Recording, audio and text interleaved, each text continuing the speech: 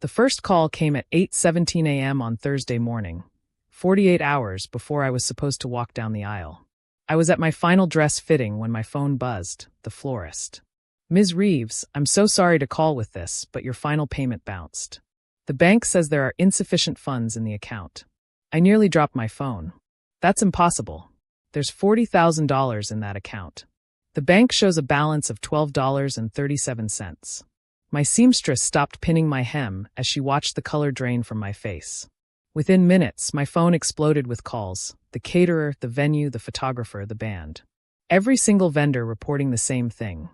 Payments bounced, checks returned, insufficient funds. I excused myself from the fitting, still in my wedding dress, and called the bank from my car.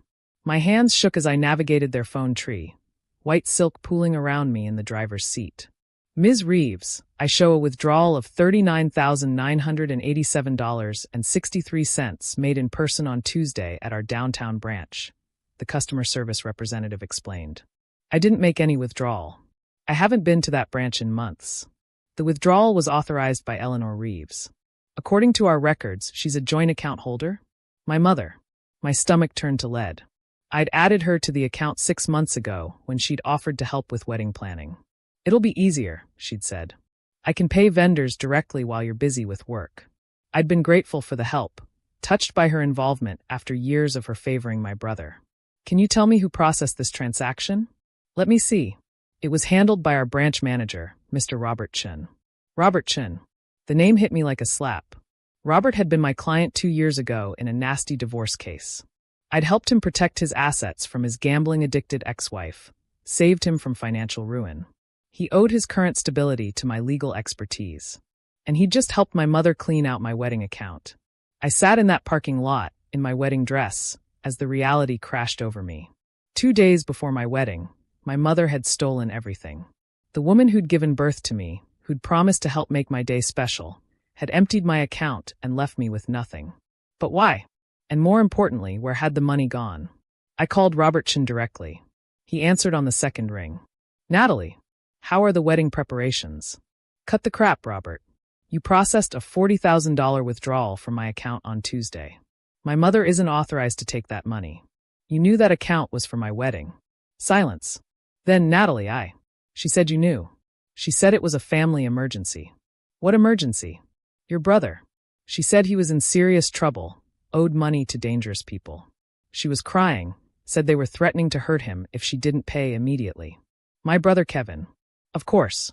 The golden child who could do no wrong, whose gambling addiction my mother had enabled for years. While I'd worked 2 jobs through law school, she'd been bailing him out. While I'd built my career, she'd been funding his failures. And you didn't think to call me? To verify? After everything I did for you. She's your mother. She's on the account." I thought, "I'm sorry, Natalie. I should have called." I hung up without another word. My next call was to my mother. She answered cheerfully, as if she hadn't just destroyed my wedding. "Hi, honey. How is the dress fitting?" 2 more days. "I can't believe my baby's getting married." "Where's my money, Mom?" Silence. "The $40,000 you stole from my wedding account. Where is it?" "Natalie, sweetheart, you don't understand." "Then explain it. Explain why you emptied my account 2 days before my wedding." I heard her take a shaky breath. Kevin was in trouble. Real trouble this time. He owed some very bad people $50,000. They were going to hurt him, maybe kill him. I'm his mother. I couldn't let that happen. "So you stole from me?" "From my wedding." "I didn't steal. I borrowed. Kevin promised he'll pay it back. He's got a new job. He's turning his life around. He's been turning his life around for 15 years, Mom. And you've been enabling him every step of the way. But this is beyond anything you've done before. You have a good job," she said, her tone shifting to defensive. "You can afford another $40,000. Kevin can't afford to lose his life." "I can afford it? I saved for 3 years for this wedding. And maybe that's the problem," she snapped. "You're too successful anyway. Everything comes so easy to you. Perfect grades, perfect job, perfect fiancé. A smaller wedding will humble you, remind you what really matters, family." There it was. The truth she'd been hiding behind maternal concern. It wasn't about saving Kevin. It was about punishing me for succeeding where he'd failed.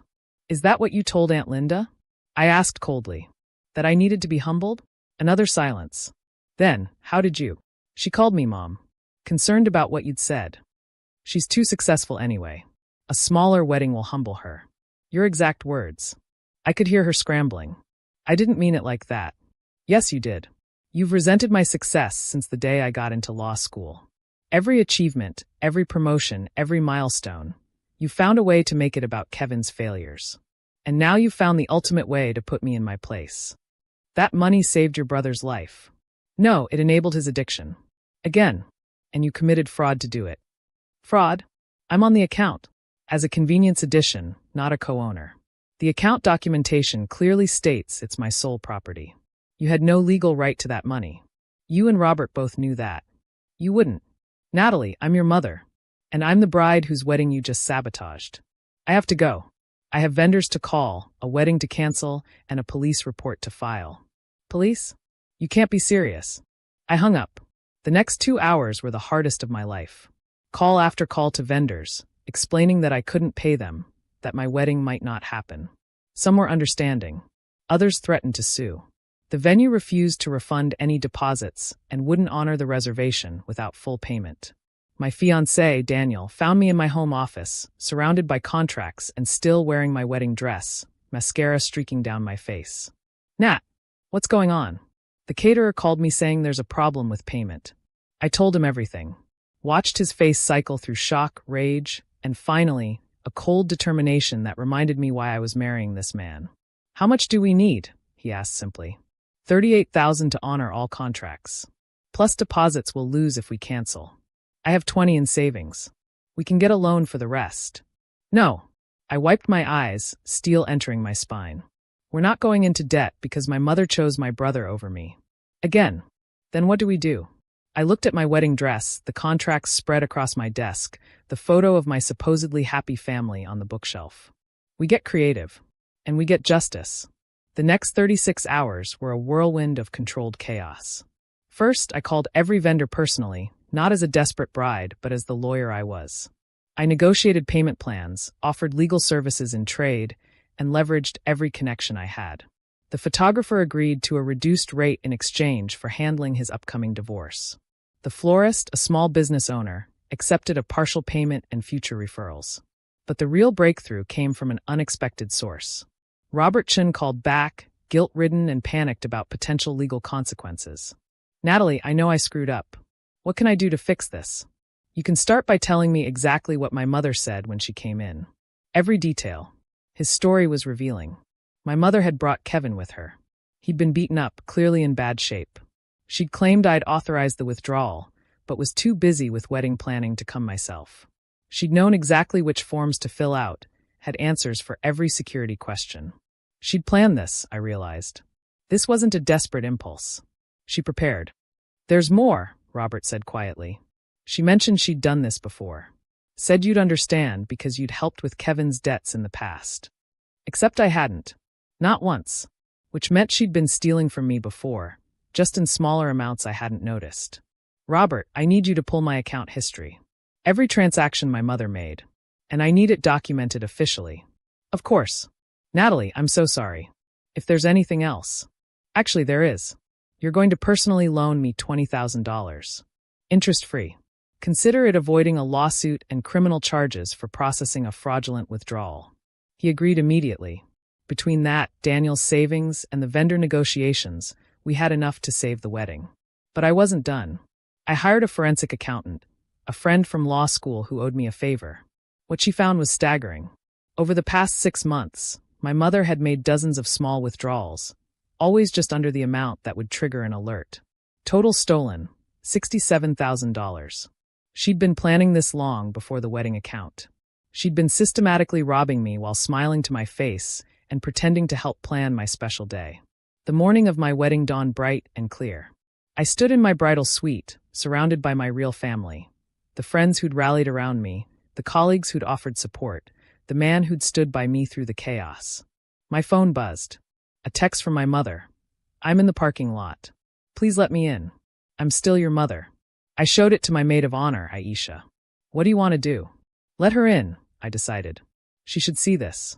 Security escorted my mother to a small room off the main venue. She'd dressed for a wedding, clearly expecting to play the role of mother of the bride despite everything. Kevin wasn't with her, probably too ashamed or too beaten up to show his face. "Natalie, sweetheart, you look beautiful." "Stop." I held up a hand. "I didn't let you in for reconciliation. I let you in to tell you what's happening next." I handed her a folder. Forensic accounting report. $67,000 stolen over 6 months. Bank records.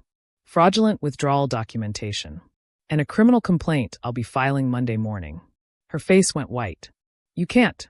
"I can and I will. But I'm willing to make a deal. Sign this." I placed another document in front of her. A legally binding agreement admitting to the theft, agreeing to repayment terms, and most importantly, relinquishing any claim to my life going forward. No contact. No relationship. No pretending to be my mother. "This is cruel," she whispered. "No, cruel is stealing your daughter's wedding fund to enable your son's addiction. Cruel is saying I need to be humbled because I worked for my success. Cruel is choosing him over me every single time and expecting me to smile and take it. I love both my children, but you only protect one. And it was never me." I straightened my dress. "Sign it, or I file charges Monday. Your choice." She signed with shaking hands. As she pushed the paper back to me, she looked up with tears in her eyes. "I hope you never have to choose between your children. I hope I never teach one child that their siblings' failures matter more than their success. Now leave. You're trespassing at a private event." She left, escorted by security, and I returned to my bridal suite. Aisha helped me touch up my makeup while my other bridesmaids formed a protective circle around me. "You okay?" Daniel asked when he saw me at the altar. "Perfect," I said, and meant it. The wedding was beautiful. Different than originally planned, scaled back in some ways, enhanced in others by the vendors who'd rallied to support us. The speech Daniel gave about partnership through adversity wasn't in the original plan, but left no dry eye in the house. The only family from my side was my Aunt Linda, who'd warned me about my mother's comments. She stood where my parents should have been, proud and supportive. The rest of my side was filled with chosen family, friends who'd become siblings, mentors who'd become parents, colleagues who'd become my true support system. My mother kept her word and stayed away. But Kevin didn't. He showed up during the reception, drunk and belligerent, demanding to talk to me. Security intercepted him before he could cause a scene. "Let him approach," I told them. "But stay close." He stumbled over, his face still showing bruises from his creditors. "You're really going to press charges against Mom? For helping me?" "No, Kevin. For stealing from me. Just like you've been doing your entire life, just using her as the middleman. I'll pay you back." "No, you won't. You'll promise to, just like you have 100 times before. Then you'll gamble it away and come back for more. But this time is different. This time there are consequences. She could go to jail. She should have thought of that before committing fraud." He lunged at me then, but security was ready. As they dragged him away, he screamed about family loyalty, about forgiveness, about how I was a cold-hearted bitch who valued money over blood. The reception continued without missing a beat. My guests, my real family, closed ranks and celebrated even harder. The band played, the food was exceptional, and the joy was genuine. Later that night, as Daniel and I slow danced to our song, he whispered, "Any regrets?" I thought about it. My mother had stolen from me, betrayed me, tried to humble me. My brother continued to be the black hole he'd always been. I'd had to fight for my own wedding, scramble for funds, and file charges against my own parent. "No," I said finally. "They showed me who they really are. And I showed myself who I am. Someone who doesn't accept being a victim, who protects what's hers, and who knows that real family isn't about blood." The legal aftermath was swift. Faced with overwhelming evidence, my mother pled guilty to fraud and received probation with restitution requirements. She paid back $500 a month, court-ordered, not voluntary. Kevin spiraled further, last I heard, still gambling, still blaming everyone else for his problems. I built my own family. Daniel and I had 2 daughters, raised with the values my mother never taught. That success should be celebrated, not punished. That helping family doesn't mean enabling destruction. That love isn't measured by what you'll tolerate, but by what you'll protect. Sometimes I think about that morning in my wedding dress, crying in a parking lot, betrayed by the woman who gave birth to me. It should have broken me. Instead, it forged me into someone stronger.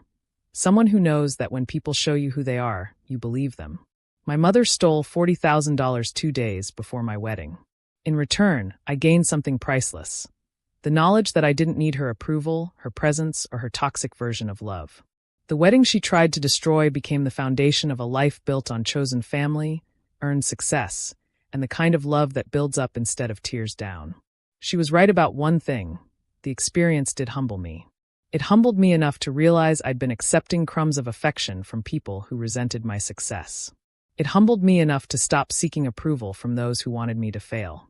It humbled me enough to build boundaries so strong that no one could ever steal from me again. Not my money, not my joy, not my future. The bank account was empty, but my life became full. And that's a trade I'd make again in a heartbeat. Thanks for watching. See you again in the next video. Stay stunned.